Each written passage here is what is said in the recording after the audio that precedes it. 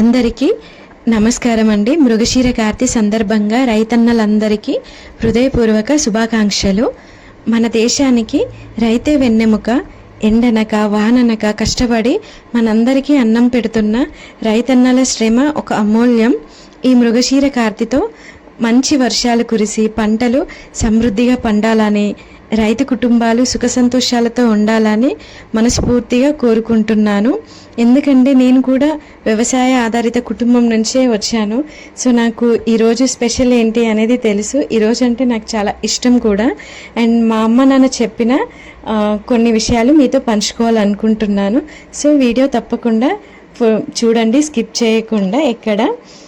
ఈరోజు ఇంటి ముందు వాకిలి ఊడ్చి బకెట్ నీళ్ళలో పసుపు వేపాకులు వేసి ఇంటి ముందు చల్లుకోవాలి. వర్షాకాలపు క్రిములు ఇంట్లోకి రాకుండా ఉంటాయి. అండ్ ఇంట్లో ఉన్న దరిద్ర దేవత బయటికి వెళ్తుందని కూడా మా అమ్మ చెప్తూ ఉంటుంది. ఇంటి మెయిన్ డోర్కి వేపాకులు కట్టుకోవాలి. ఇంటిపై ఉన్న దుష్టి దోషాలు కూడా తొలగిపోతాయి. అలాగే ఇల్లంతా పసుపు నీళ్ళతో చిలకరించుకోవాలంట. అండ్ ఈ 15 days ఈవినింగ్ టైంలో సాంబ్రాణి పొగ వేసుకోవాలి. సాంబ్రాణి పొగతో కొద్దిగా గుగ్గిలం కలిపి కూడా ఇల్లంతా ధూపం వేసుకోవాలి. ఈ 15 days ఆహార విషయంలో కూడా జాగ్రత్తలు తీసుకోవాలండి. ఎందుకంటే ఈ మృగశిర కార్తె 15 days ఉంటుంది. అదే ఈ 15 days అని చెప్తున్నాను. పరిగడుపున చిన్న బెల్లం ముక్కలో నల్ల ఇంగువ లేదా అల్లం పెట్టుకొని తినాలి. ఎందుకంటే మృగశిర కార్తెలో ప్రకృతిలో వచ్చే మార్పులు, గాలిలో వచ్చే మార్పుల వల్ల కడుపులో పుట్టే విషవాయువులు, క్రిములు నశిస్తాయి మనం ఇలా తీసుకోవడం వల్ల.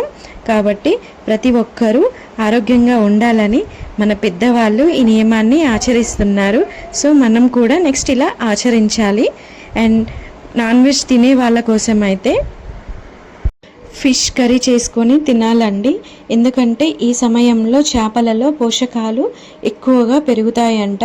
ఈ సీజన్లో వచ్చే జలుబు, దగ్గు, ఆయాసం, ఇలా శ్వాసకోశ సంబంధిత వ్యాధులను తట్టుకునే శక్తి వస్తుందంట ఫిష్ కర్రీ తినటం వల్ల. సో ఈరోజు మృగశిర కార్తె రోజు తప్పకుండా ఫిష్ కర్రీ తినడానికి ట్రై చేయండి నాన్ వెజ్ తినేవారైతే.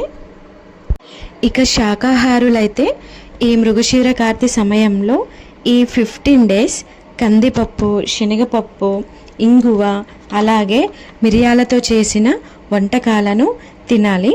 అండ్ వేడివేడిగా ఆహారం వండుకొని తినాలి. వండిన 3 గంటల తర్వాత అన్నం తిన్నట్లయితే అందులో వాతాన్ని పెంచే గుణాలు పెరుగుతాయంట. సో దీనివల్ల కీళ్ళ నొప్పులు వస్తాయి. ఆల్రెడీ ఉన్న వారికి ఎక్కువగా పెరుగుతాయన్నమాట. సో అందుకనే ఈ 15 days ఎప్పటికప్పుడు వేడివేడిగా వండుకొని తినాలి ఆహారం. ఈ సమయంలో తొలకరి వాన పడుతుంది. ఆకుకూరల పైన చిన్న చిన్న పురుగులు గుడ్లు పెడతాయి. కాబట్టి ఈ 15 days ఉప్పు కలిపిన నీటిలో ఆ ఆకుకూరలను ఉంచి శుభ్రపరచుకొని వండుకొని వేడివేడిగా తినాలి.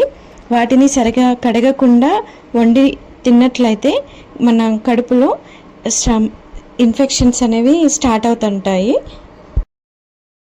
నాకు తెలిసినది ఇంకా తెలుసుకొని మరి మీకు ఇన్ఫర్మేషన్ అనేది ఇచ్చానండి. మీకు కనుక ఈ వీడియో నచ్చినట్లయితే చిన్న లైక్ ఇవ్వండి. మీరు ఇచ్చే లైక్ వల్ల మన వీడియో ఎక్కువ మందికి చేరుకుంటుందన్నమాట.